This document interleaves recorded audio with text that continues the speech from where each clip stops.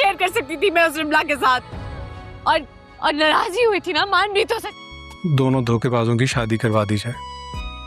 जब sorry, I am really sorry आयला। Factory की मालिक तुम रहोगी, टैक्स तो शौहर को भरना पड़ेगा ना।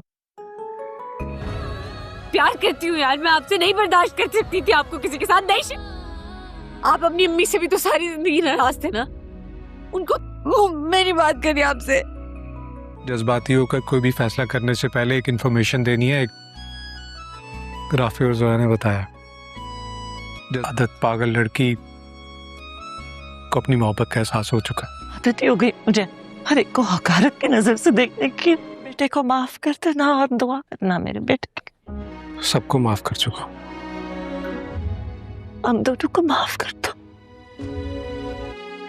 नाजरीन, आप देखेंगे कि ओन ने तो जो किया होता है आयला के साथ, आयला को कहता है कि मैंने समझ चुका हूँ कि तुम मुझसे मोहब्बत नहीं करती, इसीलिए मैंने तुम्हें कागजात पर तलाक देने का फ़ैसला कर लिया है और ये सारे, और मैं कागजात पर साइन भी करके आ गया हूँ वकील के पास। इधर आप देखेंगे कि जैसे ही ये बात करती है तो आयला रोना शुरू हो जाती है और कहती है कि आपने कैसे भी सोच लिया कि मैं आपसे तलाक लूँगी। आप जानते नहीं हैं कि मैं आपसे अब कितनी मोहब्बत करती हूँ और आप मेरी गलतियों को माफ़ नहीं कर सके। मैं तो नहीं बर्दाश्त कर सकती थी कि आप और रमला के साथ कोई ताल्लुक हो। और दूसरी बात ये कि आपने अपनी अम्मी को तो माफ़ कर दिया, क्या मुझे गलतियाँ माफ़ नहीं कर सकती थी? और आपने इतनी बड़ी मुझे सज़ा दी और अपनी ज़िंदगी से बाहर मुझे निकाल कर फेंक दिया। इधर आप देखेंगे कि पहले ओन सारा कुछ सुनता रहता है और जैसे ही वो अपनी ज़ुबान से उनके लिए अपनी मोहब्बत का इकरार करती है तो फ़ौरन ही वो बोल पड़ता है कि हाँ, मैंने कागजात पर साइन किए और वो कागजात गाड़ी में पड़े हुए हैं। तुमने तो रो रो कर